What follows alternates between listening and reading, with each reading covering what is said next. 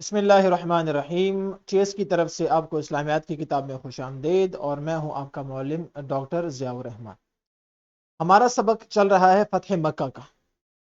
8 ہجری کا وہ عظیم واقعہ جب نبی کریم صلی اللہ علیہ وآلہ وسلم 10,000 صحابہ کرام کے ساتھ مدینہ سے چلے ہیں اور واپس اسی شہر میں فاتح بن کے داخل ہوئے ہیں جس شہر سے ان کو 8 سال پہلے نکالا گیا تھا۔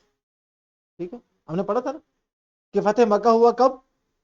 8 ہجری کو، یعنی ہجرت کے 8ویں سال، یعنی 8 سال پہلے وہ ہجرت ہوئی تھی۔ اور ہجرت میں آپ کو پتا ہے کہ مسلمانوں کو اور جناب رسول اللہ صلی اللہ علیہ وآلہ وسلم کو مشرکین نے ظلم کر کے نکالا تھا اور زبردستی وہاں سے نکالا تھا، اور مسلمان خوشی سے وہاں سے نہیں نکلے تھے، بلکہ ظلم اتنا ہو رہا تھا کہ وہاں سے ان کو نکالا گیا۔ 8 سال بعد مدینہ سے مسلمان جب طاقتور ہو گئے تو ایک صلح حدیبیہ کو توڑنے کے نتیجے میں کیا ہوا؟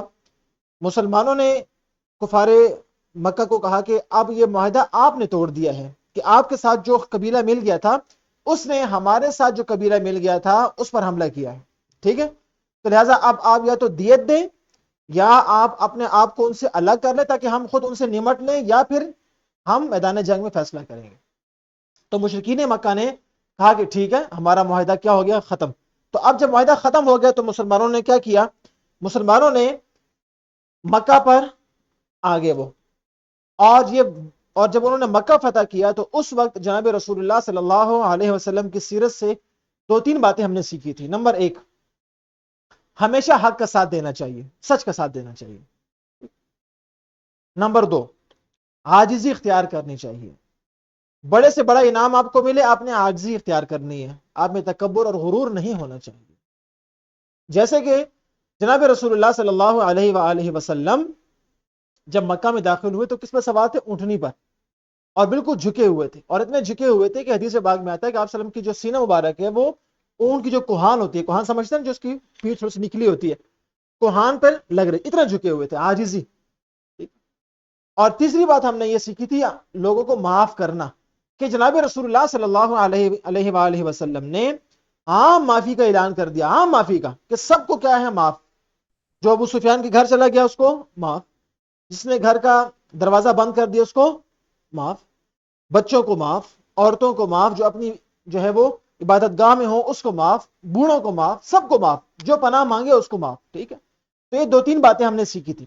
آج جو ہمارا لیکچر نمبر 2 ہے، اس میں ہم کچھ مزید باتیں فتح مکہ کے حوالے سے جانیں گے۔ یہ ہم نے پڑھ لیا، ہمیں یہ سبق ملتے ہیں جو ابھی ہم نے بتایا، معاف کرنے کا، عاجزی اختیار کرنے کا، اور حق کا ساتھ دینے کا، یہ 3 ہمیں سبق ملتے ہیں۔ آج کی جو ہمارا اصل لو ہے وہ کیا ہے؟ اسلام کے فروغ کے سلسلے میں فتح مکہ کی اہمیت سے آگاہ ہو سکے۔ کیا مطلب؟ کہ جب فتح مکہ ہوا اس کے بعد اسلام کو کتنا فروغ ملا، اسلام کتنا تیزی سے پھیلا، ٹھیک ہے؟ نمبر 2، فتح مکہ کے بعد تطہیر کعبہ، بتوں کو گرانا اور کلید کعبہ کی سپردگی کے حوالے سے سبق حاصل کر سکے۔ تطہیر کعبہ یعنی کعبہ کو پاک کرنا، طہارت اس کی، بتوں کو گرانا آسان ہے، اور کلید کعبہ، کلید کسے کہتے ہیں؟ کس کو پتا ہے کلید کسے کہتے ہیں؟ چابی۔ کلید کسے کہتے ہیں؟ چابی، ٹھیک ہے؟ تو یہ 3 واقعات ہم پڑھیں گے، اور ہم فتح مکہ کی اہمیت کس حوالے سے جانیں گے کہ اس کے بعد اسلام کتنا تیزی سے پھیلا، اس کو ہم پڑھیں گے اور جانیں گے۔ اور اس کے بعد جو صلاحیت ہے وہ کیا ہوگی کہ فتح مکہ کے نتائج کو مد نظر رکھتے ہوئے روزمرہ زندگی میں لوگوں کے کھلے دل سے معاف کرنے والے بنے ہیں، کھلے دل سے معاف کرنا لوگوں، یہی سبق ہمیں ملتا ہے کس سے؟ فتح مکہ سے۔ یہ صلاحیت ہم نے پیدا کرنی ہے۔ تو چلتے ہیں اپنا جو ہمارا ایسلو کا پہلا حصہ ہے، تطہیر کعبہ اور بتوں کو گرانا۔ میں سے پہلے آپ کو فتح مکہ کا پس منظر میں نے آپ کو بتا دیا کیا تھا۔ مکہ میں داخل ہونے کے بعد نبی کریم صلی اللہ علیہ وسلم کا رویہ بھی ہو گیا اور عام معافی کا اعلان، یہ ہم نے سبق کے آغاز میں ہی پڑھ لیا، ٹھیک ہے؟ اس کے بعد کیا ہوا کہ فتح مکہ، یاد رکھیں مکہ مکرمہ میں موجود ہے بیت اللہ، مسجد حرام جس کو کہتے ہیں، اس میں موجود ہے خانہ کعبہ۔ یہ خانہ کعبہ کو تعمیر کس نے کیا تھا؟ حضرت ابراہیم نے، شاباش۔ حضرت ابراہیم نے، یا ہم سب کو معلوم ہے۔ اب جب حضرت ابراہیم نے اس کو تعمیر کیا ہے بیت اللہ کو، اور اپنے بیٹے کے ساتھ مل کر تعمیر کیا ہے، اس بیٹے کا نام کیا ہے؟ اسماعیل، دیکھو گے۔ اب حضرت ابراہیم نے اور حضرت اسماعیل نے جب خانہ کعبہ کی بنیاد رکھی ہے تو اس کی مختلف وجوہات بیان کی ہیں، مختلف اس کے اسباب اور فوائد بیان کیے ہیں۔ اس میں سے ایک فائدہ کیا ہے؟ اللہ تعالیٰ کی توحید کو قائم کرنا، کہ عبادت صرف اللہ کی جائے گی، اللہ کے علاوہ کسی اور کی عبادت نہیں کی جائے گی۔ سنا کی بات؟ اچھا، ان کے بیت اللہ کی تعمیر کا مقصد ہی یہی تھا، کیا؟ ایک اللہ کی عبادت کرنا، اللہ کے علاوہ کسی اور کی عبادت نہیں کرنا۔ لیکن جب فتح مکہ کا واقعہ ہوتا ہے، فتح مکہ کا واقعہ ہوتا ہے 8 ہجری کو، تو وہاں پر بت موجود ہوتے ہیں مختلف قسم کے، اور وہ بت کتنے ہوتے ہیں؟ 360 چھوٹے بڑے مختلف بت کیا ہوتے ہیں؟ موجود ہوتے ہیں۔ اب بت توحید کے بالکل برعکس ہے۔ توحید کہتے ہیں اللہ کے علاوہ کسی اور کی عبادت نہیں کرنی، اور بیت اللہ کا مقصد ہی میں نے کہا یہی تھا کہ ایک اللہ کی عبادت۔ اور اس گھر میں کیا ہو رہا ہے؟ بتوں کی عبادت ہو رہی ہے، جو کہ اس گھر کی تعمیر کے مقصد کے بالکل خلاف ہے، اپوزٹ ہے اس کی۔ تو جناب رسول اللہ صلی اللہ علیہ وسلم نے جب مکہ فتح کیا تو سب سے اہم مرحلہ کیا تھا؟ بیت اللہ کو بتوں سے پاک کرنا۔ تو جناب رسول اللہ صلی اللہ علیہ وسلم نے یہی کیا کہ بیت اللہ کو بتوں سے پاک کیا، اور آپ صلی اللہ علیہ وسلم کے ہاتھ میں کیا تھی؟ لاٹھی، اور ساتھ حضرت علی بھی کیا تھے؟ موجود تھے۔ تو آپ صلی اللہ علیہ وسلم طواف کیا، پہلے اس کا بیت اللہ کو صاف کیا، پاک کیا، اور جو بت موجود تھے ان کو لاٹھی سے اشارہ کرتے اور لاٹھی سے ان کو گرا دیتے، اور صحابہ کرام کو بھی یہی حکم دیا، حضرت علی کو یہی حکم دیا کہ آپ یہ بتوں کو گرا دیں۔ اور جب آپ صلی اللہ علیہ وسلم اپنی کمان کے ساتھ بتوں کو گراتے تو یہ آیت پڑھتے، کون سی؟ وَقُلْ، اور اے نبی آپ فرما دیجئے، جاء الحق، حق آ گیا، وزہق الباطل، اور باطل ختم ہو گیا، مٹ گیا، ان الباطل کان زہوقا، بے شک باطل جو ہے وہ آیا ہی مٹنے کے لیے ہے۔ ترجمہ نیچے لکھا ہوا ہے کہ اے نبی آپ فرما دیجئے کہ حق آ گیا، یعنی اسلام آ گیا، اور باطل مٹ گیا، یعنی کفر مٹ گیا، بے شک باطل مٹنے ہی والا ہے۔ تو باطل مٹ گیا نا، ٹھیک ہے، کفر ختم ہو گیا، شرک ختم ہو گیا، بت پرستی کیا ہوگی؟ ختم، اور آج تک وہ بیت اللہ کیا ہے؟ توحید پر الحمدللہ قائم ہے۔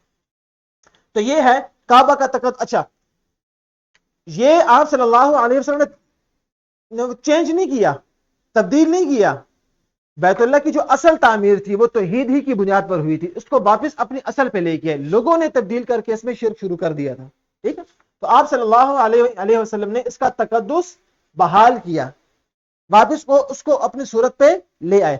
جیسے ایک کپڑا ہو، وہ بالکل صاف پڑا ہو یہاں پر، ٹھیک ہے، اور دوسرا آدمی آئے اور اس کو کیا کر دے؟ خراب کر کے یہاں پر رکھ دے، اور وہ پچھلے 2-3 سال سے یہاں پر پڑا ہو، 2 مہینے سے یہاں پر پڑا ہو، آپ 2 مہینے بعد آئیں، اس کو دھوئیں اور استری کر کے واپس رکھیں، تو آپ نے خراب نہیں کیا، آپ نے اس کپڑے کو واپس اصلی حالت میں لے آئے۔ سیم یہی معاملہ جو ہے وہ بیت اللہ کے ساتھ ہوا، جس کو بتوں سے پاک کیا گیا۔ آپ صلی اللہ علیہ وسلم کی ٹھوکر سے بت اوندے منہ گر جاتے، منہ کے بل، یعنی یہ بت اب آپ نے دکھایا نا، کچھ دھکا دیں گے تو وہ منہ کے بل گر جائیں گے، اوندے منہ، ٹھیک ہے۔ اور اس کے بعد کیا ہوا؟ ایک دوسرا اہم واقعہ، ایک اہم واقعہ یہ ہو گیا۔ دوسرا، حضرت بلال رضی اللہ تعالی عنہ نے کعبہ کی چھت پر کھڑے ہو کر اذان دی، اور اذان میں ہوتا کیا ہے؟ اللہ اکبر، ہوتا کہ نہیں ہوتا؟ اشہد ان لا الہ الا اللہ، کہ اللہ کے علاوہ کوئی معبود نہیں ہے۔ تو یہ توحید کا اعلان تھا کہ نہیں تھا؟ جو پہلا عمل تھا وہ بھی توحید، جو حضرت بلال نے خانہ کعبہ کی چھت پر کھڑے ہو کے اذان دی، وہ بھی کس کا؟ توحید کا۔ اور ایک اعلان اور بھی تھا کہ سب مسلمان آپس میں کیا ہیں؟ برابر، ایک جیسے، ورنہ حضرت بلال نہ مکہ کے تھے اور نہ، ٹھیک ہو گیا۔ کعبہ کی اصل حیثیت اور بت پرستی کی مخالفت ہو گیا، اس کی اصل حیثیت قائم ہو گئی۔ نبی کریم صلی اللہ علیہ وسلم کا کعبہ میں داخل ہونا اور صفا اور مروہ کو بھی پاک کیا ان چیزوں سے، اور کعبے سے 360 بتوں کو گرا دیا گیا، اور جناب رسول اللہ صلی اللہ علیہ وسلم نے کعبہ کی تقدیس کے اصل مقصد کو بحال کیا۔ اصل مقصد کیا تھا؟ بولیں، کعبہ کی توحید تھا، ٹھیک ہے. اس سے ظاہر ہوا، ظاہر کیا ہوتا ہے اس سے ظاہر ہوا کہ دنیاوی طاقت، اسکرین پہ دیکھیں، اور شان و شوکت کا کوئی حقیقی مطلب نہیں جب تک کہ توحید قبول نہ کی جائے. آپ کے پاس دنیاوی طاقت بہت موجود ہے، شان و شوکت کیا ہے، بہت موجود ہے، پیسہ روپیہ موجود ہے، عہدہ موجود ہے، اچھا آپ کے پاس کیا ہے، سیٹ موجود ہے، لیکن توحید کو جب تک قبول نہ کیا جائے یہ چیزیں کوئی معنی نہیں رکھتی. ٹھیک ہے. اور کعبہ کو جب پاک کیا آپ صلی اللہ علیہ وسلم نے، تو اس میں ہمارے لیے سبق کیا ہے کہ ہم بھی اپنے انر کو، اپنی روح کو، اپنے اندر سے جو برائیاں ہیں، جو نفرتیں ہیں، جو شرک ہے، اس کو ختم کریں. تو مسلمانوں کو بھی یہ سبق دیا کہ کعبہ کی پاکیزگی کا مطلب روحانی پاکیزگی ہے، کہ ہم بھی روحانی طور پر کیا ہو جائیں، اپنے آپ کو پاک کریں. یہ ایک واقعہ ہو گیا، بلکہ دو واقعات ہو گئے. خانہ کعبہ کو بتوں سے پاک کرنا نمبر ایک، نمبر دو حضرت بلال کا اذان دینا. دو واقعات. تیسرا واقعہ بڑا اہم ہے اور بڑے مزے کا ہے. عثمان بن طلحہ، کون؟ عثمان بن طلحہ رضی اللہ تعالیٰ عنہ ایک معروف صحابی ہیں. جناب رسول اللہ صلی اللہ علیہ وسلم کی نبوت سے بھی پہلے انہی کا خاندان ہے. ان کے خاندان میں آپ کو پتہ ہے کہ جو بیت اللہ ہے اس پہ ایک دروازہ ہے، آج کل بھی موجود ہے، اس زمانے میں بھی تھا. اس کو تالا لگا ہوتا تھا، اور اس تالے کی چابی وہ کس کے پاس تھی؟ عثمان بن طلحہ کے پاس تھی، جو اس وقت مسلمان نہیں تھے. ٹھیک ہے، مکہ ہی میں موجود تھے. جب رسول اللہ اور یہ ان کے خاندان میں یہ جو ہے وہ چابی چلی آ رہی تھی، اس لیے کہ آپ کو معلوم ہونا چاہیے کہ بیت اللہ جو ہے خانہ کعبہ، اس میں مختلف امور تھے. بیت اللہ کی خدمت کرنا، حاجی کی خدمت کرنا، وہاں پر حکومت کا انتظام سنبھالنا، وہاں پر جو ہے دفاع کے سے متعلق جو ہے خانہ کعبہ جو ہے مکہ مکرمہ، اس کی حفاظت سے متعلق کچھ دفاع یا سیاست، مختلف ہر قبیلے کو الگ الگ کام دیے ہوئے تھے. جیسے بنو ہاشم کا کام الگ تھا، بنو امیہ کا الگ تھا، قریش کا جو ہے وہ الگ تھا. اسی طرح ان کے خاندان کی ذمہ داری کیا تھی؟ بنو شیبہ، اس خاندان کی ذمہ داری تھی بیت اللہ کا جو دروازہ ہے اس کی چابی ان کے پاس ہوتی. اور یہ باقی ایک فخر کی بات تھی، ایک اعزاز کی جو ہے وہ بات تھی. ٹھیک ہے جی. آپ کو سوال پوچھنا چاہ رہے ہیں جی، پوچھ لیں جلدی سے. آصف جاوید صاحب ہینڈ ریز کیا آپ نے جی، سوال پوچھ رہے ہیں اگر پوچھ رہے ہیں تو. اچھا، اب ان کے لیے اعزاز کی بات تھی.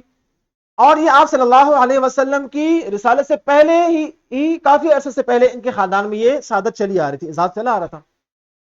جب آپ صلی اللہ علیہ وآلہ وسلم نے مکہ فتح کیا تو آپ صلی اللہ علیہ وسلم نے عثمان بن طلحہ کو بلایا اور کہا کہ وہ چابی آپ مجھے دے دیں.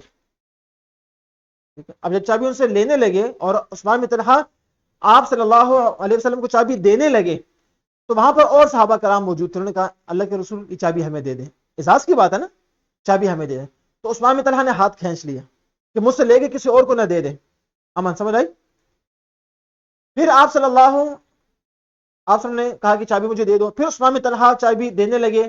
پھر کسی نے کہا کہ اے اللہ کے رسول کی چابی لے کے مجھے دے دیں.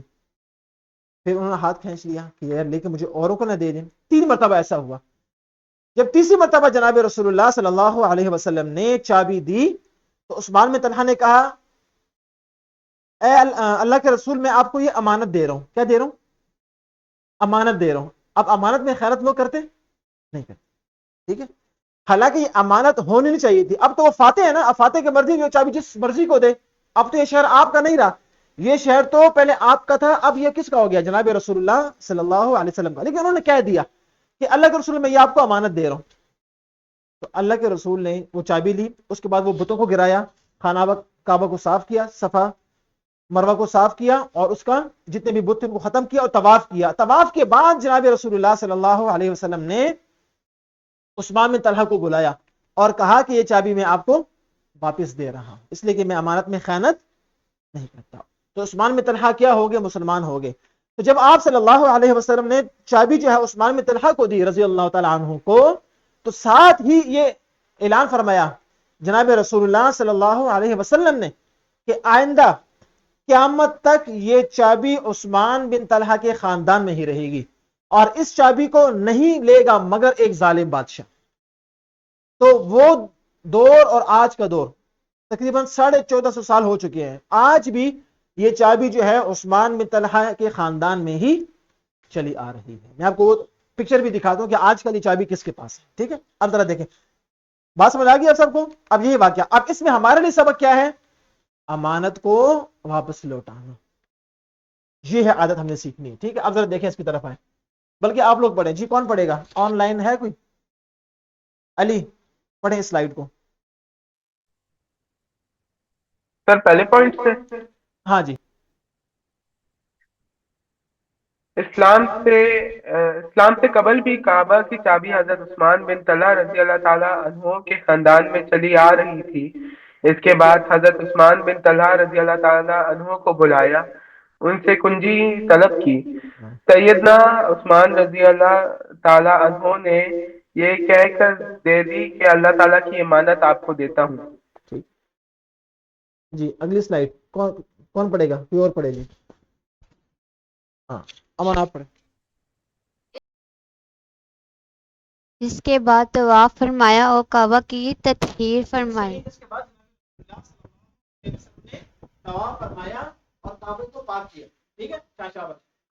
بعد میں نبی کریم صلی اللہ علیہ وآلہ وسلم نے سیدنا عثمان بن طلحہ رضی اللہ تعالیٰ عنہ کو بلایا اور انہیں کنجی سونپ دی.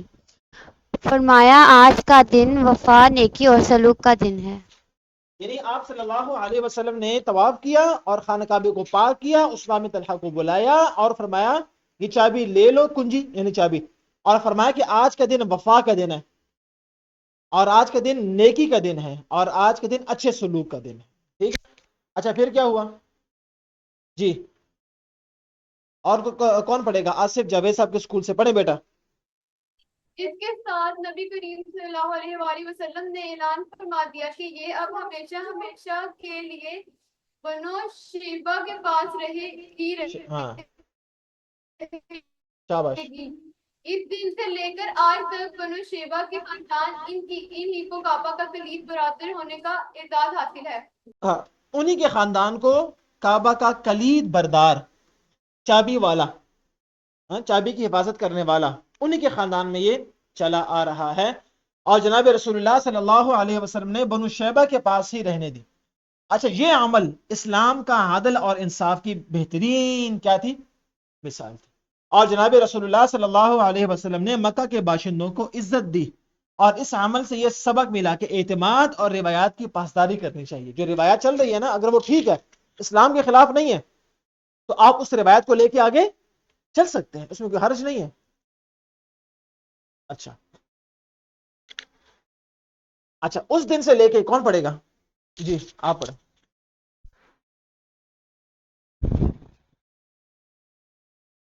اس دن سے لے کر آج تک بنو شیبے کے فرزندان ہی کو نسل در نسل کعبہ کا کلید بردار ہونے کا اعزاز حاصل رہا.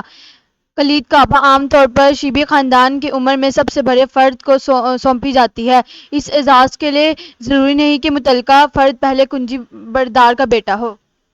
یعنی وہ خاندان جس کو جناب رسول اللہ صلی اللہ علیہ وسلم نے وہ چابی دی تھی, آج بھی کیا ہوتا ہے کہ اس خاندان کے جو عمر میں سب سے بڑا فرد ہوتا ہے نا, وہ چابی اس کو دے دیتے ہیں. جب وہ فوت ہوتا ہے تو اس کے بعد جو سب سے زیادہ عمر کا ہوتا ہے اس کو چابی حوالے کر دی جاتی ہے. اب ضروری نہیں ہے کہ جو پہلے اس کے پاس چابی تھی اس کا بیٹے کو ملے, نہیں, وہ فوت ہو گیا اس کے بعد جو خاندان کا, اس خاندان کا, اس قوم کا بلکہ سب سے زیادہ عمر کا آدمی ہوگا, وہ چابی اس کو حوالے کی جائے گی.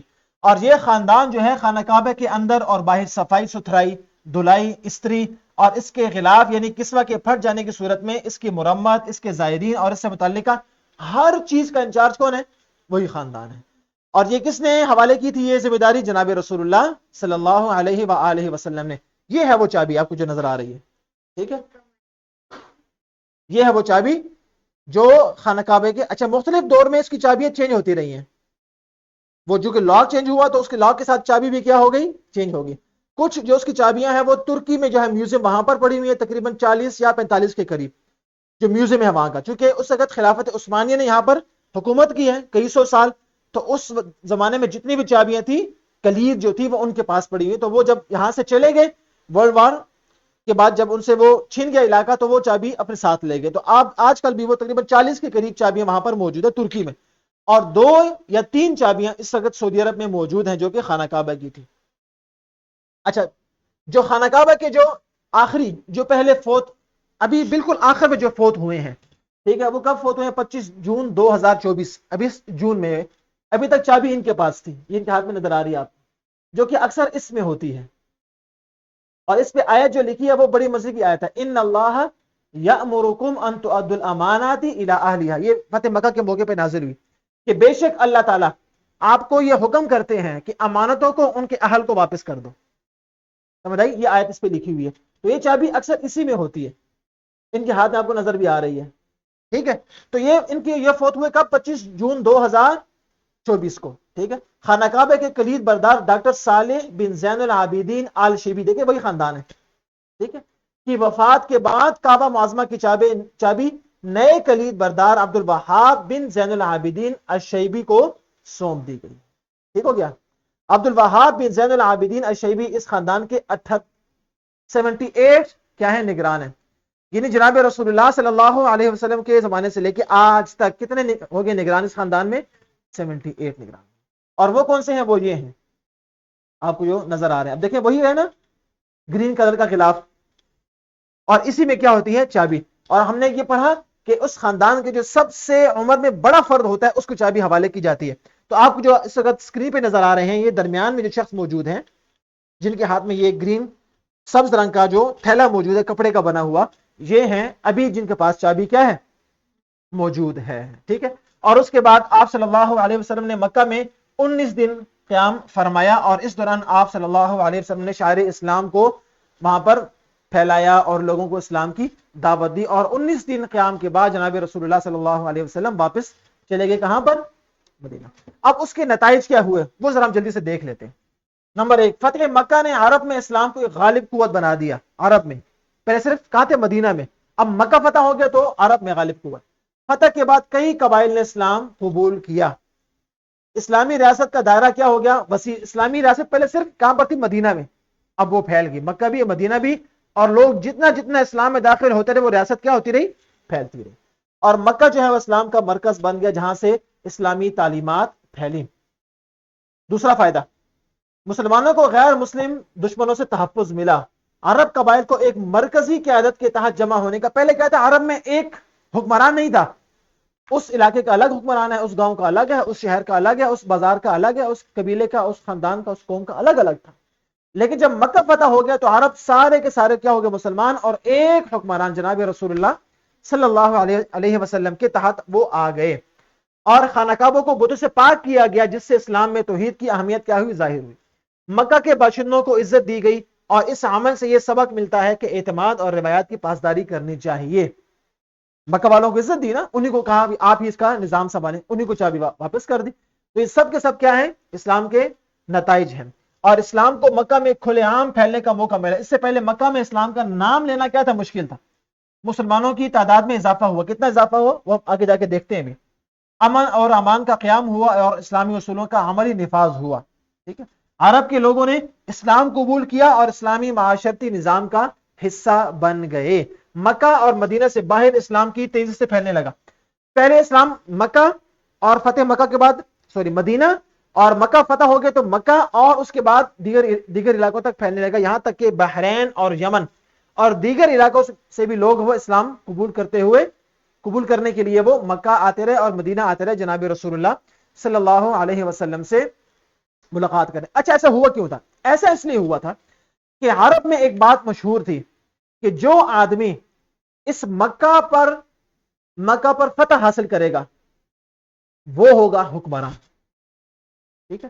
بہت سے لوگ جو جناب رسول اللہ صلی اللہ علیہ وسلم کی حقانیت پر یقین رکھتے تھے، ان کو معلوم تھا کہ یہی نبی ہیں، لیکن ان کی کتابوں میں ایک نشانی یہ بھی لکھی ہوئی تھی کہ جو آدمی سچا نبی ہوگا وہ اس اپنے شہر میں فاتح بن کر داخل ہوگا جس شہر سے اس کو نکالا جائے گا۔ تو جب یہ نشانی پوری ہوگی، فتح مکہ پورا ہو گیا، تو عرب کیا ہو گئے؟ اسلام میں داخل ہونے لگ گئے، ٹھیک ہوگی بات؟ اور چنانچہ فتح مکہ کے موقع پر جب قریش نے اسلام قبول کر لیا تو بہت سے قبائل جوگ در جوگ اسلام قبول کرنے لگے، اور آپ کو پتا ہے اذا جاء نصر اللہ والفتح۔ آیت نمبر 2، وَرَأَيْتَ النَّاسَ، اور اے نبی آپ دیکھیں گے لوگوں کو، يَدْخُلُونَ وہ داخل ہوں گے، فی دین اللہ اللہ کے دین میں، افواجن گروہ در گروہ، جوک در جوک، جوک در جوک، اور جماعت در جماعت۔ اچھا، سب سے بڑی مثال میں آپ کو دے دیتا ہوں کہ فتح مکہ کے بعد اسلام کتنا تیزی سے پھیلا۔ فتح مکہ کب ہوا؟ 8 ہجری کو، ایسا ہی ہے۔ اور حجۃ الوداع کب ہوا؟ 10 ہجری کو، بیچ میں 1 سال کا فرق ہے، 1 سال کا، ایسا ہی ہے نا۔ 8 ہجری کو مکہ فتح ہوتا ہے، ٹھیک ہے، اور 10 ہجری کو اسی مکہ میں کیا ہوتا ہے؟ حجۃ الوداع، بیچ میں 9 ہجری، صرف 1 سال کا فرق ہے۔ اب 8 ہجری کو جب مسلمان چلے ہیں تو مسلمانوں کی تعداد کتنی تھی؟ 10,000، اور حجۃ الوداع پر مسلمانوں کی تعداد کتنی تھی؟ 1,24,000۔ اب دیکھیں کتنی تیزی سے اسلام پھیلا، کہاں 10,000 اور کہاں 1,24,000۔ ٹھیک ہے، تو اس واقعے سے بھی ثابت ہوتا ہے نا کہ فتح مکہ کے بعد اسلام کتنا تیزی سے پھیلا۔ ٹھیک ہو گیا، تو یہ ہے فتح مکہ کے نتائج۔ تو آپ کے لیے ایکٹیویٹی کیا ہے؟ اس سبق سے، فتح مکہ والے سبق سے آپ نے، میں نے اور ہم سب نے کیا سیکھا؟ ٹھیک ہے، یہ ہم اس پر بات چیت کرتے ہیں کمرہ جماعت میں۔ اور گھر کا کام کیا ہے؟ خانہ کعبے کی تطہیر، یعنی بتوں سے پاک کرنا اس کو، اور کلید برداری کے واقعات کی تفصیل والدین کے ساتھ مل کر تلاش کریں اور اضافی معلومات کمرہ جماعت میں بیان کریں۔ یعنی یہ 2 واقعات ہم نے پڑھے، اہم اور بنیادی واقعات، ان کی تفصیل اور مزید وضاحت وہ اپنے والدین کے ساتھ، اپنے والد کے ساتھ، والدہ کے ساتھ مل کر تلاش کریں۔ اور اگر کوئی نیا پوائنٹ آپ کو ملتا ہے جو کہ لازمی ملے گا، ہم نے تو اشارتاً پڑھے نا واقعات، تو اور جو کوئی نیا نکتہ ہے تو وہ اپنے کمرہ جماعت میں بیان کرنا ہے اور ہمیں بتانا ہے تاکہ ہم سب اس سے مستفید ہوں۔ تو آج کے سبق کے ساتھ ورک شیٹ اور کوسچن بینک بھی موجود ہے، یہ آپ کے SLO کو اچھی طرح سمجھنے کے لیے اور آپ کے ایگزام کے لیے ہے۔ اپنا بہت خیال رکھیے گا، انشاءاللہ تعالی اگلی ویڈیو میں پھر ملاقات ہوگی۔ فی امان اللہ۔